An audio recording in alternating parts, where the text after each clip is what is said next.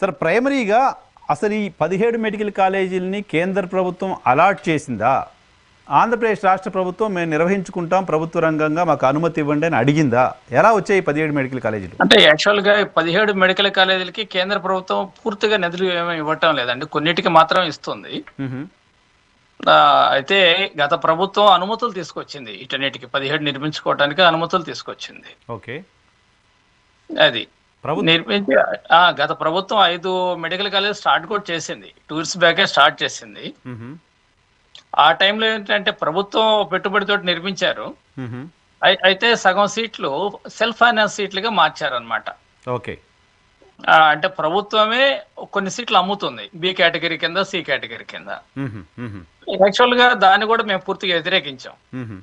ఎందుకంటే పూర్తిగా విద్యార్థులకి మేలు జరగాలంటే పూర్తిగా అవి ప్రభుత్వ ఆధీనంలో ఉంటేనే మేలు జరుగుతుంది. అంటే కన్వీనర్ కోటాకు వస్తాయి, అప్పుడు తక్కువ ఫీజులతోటి పిల్లలు చదువుకోగలుగుతారని చెప్పేసి అది కరెక్ట్ కాదని చెప్పేసి అనేక ప్రజా సంఘాలు కానివ్వండి, విద్యార్థి తల్లిదండ్రులు కూడా కోర్టులో కేసులు కూడా వేయటం జరిగిందండి. ఆ సమయంలో తెలుగుదేశం పార్టీ దాన్ని పూర్తిగా వ్యతిరేకించింది, జగన్ పెట్టినటువంటి దాన్ని పూర్తిగా వ్యతిరేకించింది. ఒకవేళ వాళ్ళు అధికారంలోకి వస్తే మేము పూర్తిగా రద్దు చేసి పూర్తిగా నిరుపేదలకి పైసా ఖర్చు లేకుండా చదువుకునే విధంగా మేము అవకాశం కల్పిస్తామని చెప్పేసి హామీ కూడా ఇవ్వటం జరిగింది. ఇవాళ వాళ్ళు ఇచ్చిన హామీకి పూర్తిగా విరుద్ధంగా ప్రవర్తిస్తున్నారు. అదే సో గత ప్రభుత్వం మామూలుగా ప్రభుత్వ మెడికల్ కాలేజీల్లో మనం సీట్లని సెల్ఫ్ ఫైనాన్స్ కోటాలో వాటిని అమ్మడం అనేది లేదు, ఎక్కడ ఏ ప్రభుత్వ మెడికల్ కాలేజీలో లేదు. గత ప్రభుత్వం ఆ డెసిషన్ తీసుకోవడం వెనక రీజన్ ఏంటి? గత ప్రభుత్వం ఏ రకంగా ఆ డెసిషన్ అప్పుడు సమర్థించుకుంది? అదే బేసిక్ ఏంటంటే అప్పుడు అదే ఫండ్స్ లేవు, వాటిని నిర్వహించాలంటే మాకు సాధ్యమయ్యే పరిస్థితి లేదు, కాబట్టి ఆ నిర్వహణకి ఫండ్స్ అవసరం. కాబట్టి సగం సీట్లు ప్రైవేట్ మెడికల్ కాలేజీలు ఏ విధంగా ఇస్తున్నాయో అట్లానే బీసీ కేటగిరీల కింద ఇచ్చారనమాట, నిర్వహణ కోసం అని చెప్పేసి ఇచ్చారు. అయితే దాంట్లో అక్కడ ఉద్యోగాలు అయితే గవర్నమెంట్ ఉద్యోగాలు ఉన్నాయండి, అక్కడ మెడికల్ కాలేజీలో ఉద్యోగాలు గవర్నమెంట్ ఉద్యోగాలు ఉంటాయి. ప్లస్ ఏంటంటే అక్కడ హాస్పిటల్స్ లో ప్రజలకు ఉచితంగా వైద్యం అందుతుంది. అక్కడ అది మళ్ళీ వద్దాం సార్, మనం సీట్ల విషయం మాట్లాడుకున్న తర్వాత ఉద్యోగాలు, తర్వాత వైద్యం వేపొద్దాం. సీట్ల విషయానికి సంబంధించి వస్తే గత ప్రభుత్వంలో ఇప్పుడు రెండు అకాడమిక్ ఇయర్స్ సీట్లు ఫిల్ చేసినట్టున్నారు ఒక 4-5 కాలేజీల్లో, రాజమండ్రి, ఏలూరు లాంటి చోట్ల. సో అక్కడ 50% సీట్లని అమ్మేసింది ప్రభుత్వం. 50% సీట్లను అమ్మేసింది. అమ్మేసిన సీట్లు కాకుండా మిగతా సీట్లలో మనకి రిజర్వేషన్ వర్తింపజేస్తారు. 50% సీట్లలో మాత్రమే రిజర్వేషన్ వస్తుంది. 50% సీట్లలో మాత్రమే రిజర్వేషన్ అనేది ఉంటుంది. అంటే బీసీలకు ఒక 10 సీట్లు రావాల్సి ఉంటే 5 సీట్లు మాత్రమే వస్తున్నాయి. ఇప్పుడు కొత్తగా ఈ ప్రభుత్వం తీసుకున్న నిర్ణయం ద్వారా అది కంటిన్యూ అవుతుందా? కొత్తగా ఇంకేమైనా నష్టం జరుగుతుందా? అదే కంటిన్యూ అవుతుందండి. అంటే ఇంకోటి ఏంటంటే మీరు రిజర్వేషన్ వాళ్ళ గురించి ఆలోచిస్తున్నారు, అంటే ఎస్సీ ఎస్టీ బీసీలు మాత్రమే నష్టపోతారు అనుకుంటున్నారు మీరు. దానికన్నా ఎక్కువగా అంటే ఓసీలో ఉన్నటువంటి పేదలు ఇంకా ఎక్కువ నష్టపోతారు. ఎట్లా అంటే ఇప్పుడు కాంపిటీషన్ ఉంటుంది, 50% రిజర్వేషన్ ఉంటుంది. ఓకే, అటువంటిది ఇక్కడ 50% ఓపెన్ కాంపిటీషన్ తగ్గిపోతుంది కదా. ఓకే ఓకే ఓకే ఇవాళ ఓపెన్ కాంపిటీషన్ స్టూడెంట్స్ కి సీట్ రావడం చాలా కష్టం అయిపోతుంది.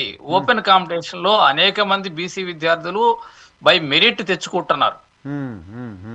కాబట్టి ఓసీలో ఉన్నటువంటి పేదలకి వాళ్ళ సీట్లు వచ్చే అవకాశాలు చాలా చాలా తగ్గిపోయినాయి అనమాట.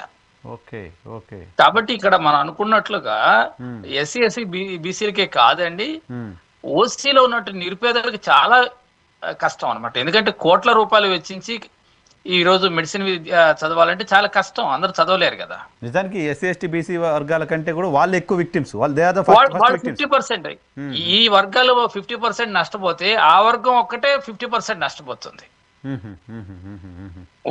ఓసీలో ఉన్న పేదలు 50% నష్టపోతున్నారు, వాళ్ళు ఎక్కువ నష్టపోతున్నట్టు. ఓకే, ఇప్పుడు గత ప్రభుత్వం కాలేజీలు మెయింటైన్ చేయాలంటే ప్రభుత్వం మెయింటైన్ చేసే పరిస్థితి లేదు కాబట్టి 50% సీట్లను మేము అమ్మే ఆలోచన చేస్తున్నామని చెప్పింది, అమ్మింది.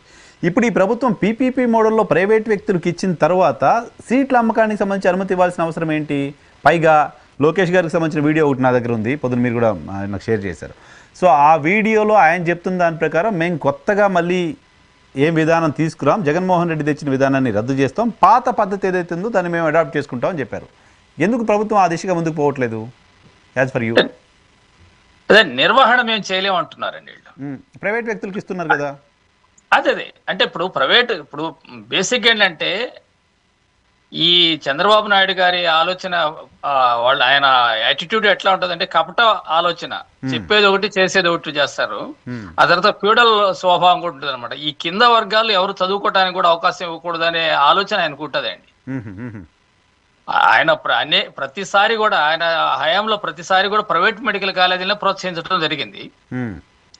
గత పాలనలో ఏంటంటే ఆ ఫీజులు విపరీతంగా 5 రెట్లు పెంచారనమాట. ఉన్న ఫీజులు అప్పుడు దాకా ఉన్నటువంటి బి కేటగిరీ, సి కేటగిరీ ఫీజులని at a time 5 times పెంచారనమాట. 14 to 19 మధ్యలో ఆ టైంలో ఎక్కువ పెంచారు ఫీజులని. ఓకే. అంటే ఒక సామాన్య ప్రజలు ఎవరో అటు వెళ్ళకూడదు అన్నట్లు ఉందన్నమాట ఆయన యాటిట్యూడ్. అది అటువంటిది.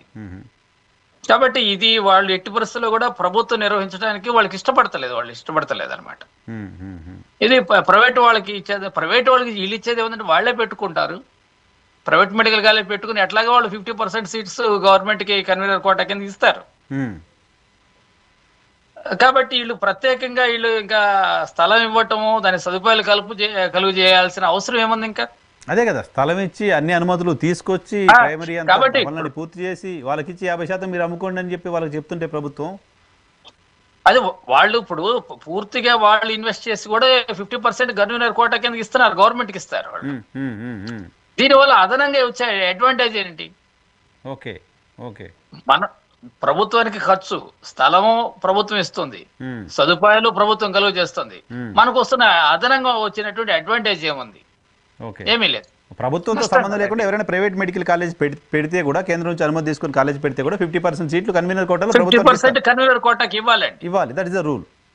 అవును. సో ఇప్పుడు ప్రభుత్వం తీసుకొచ్చిన కాలేజీలు, ల్యాండ్ ఇచ్చిన కాలేజీలు, సగం పూర్తయిన కాలేజీలు తీసిపోయి ప్రైవేట్ వ్యక్తులకు ఇచ్చి దాంట్లో కూడా 50% మాత్రమే మనం తీసుకుంటే వచ్చే అడ్వాంటేజ్ ఏంటి అనేది పాయింట్, అంతేనా? అవునండి, అవును. బేసిక్ ఏంటంటే గుజరాత్ లో వచ్చేసి 75% తీసుకుంటున్నారండి పీపీపీ మోడల్లో. Okay, convener quota 75%. కాబట్టి ఇక్కడ 75% తీసుకున్న ఒక అర్థం ఉంది దానికి. కొంత ఇన్వెస్ట్ చేస్తుంది కాబట్టి గవర్నమెంట్ 75% అన్నా డిమాండ్ చేయాల్సింది పోయింది. కేవలం 50%. అది 50% అసలు వీళ్ళు అడగక్కర్లేదు. ఏ ప్రైవేట్ మెడికల్ కాలేజ్ అని ఇస్తుంది. ఇంకా వీళ్ళు ఇంకా చేసేది ఏముంది ఇందులో? దట్ ఈస్ మ్యాండేటరీ కదా. అంతే కదా.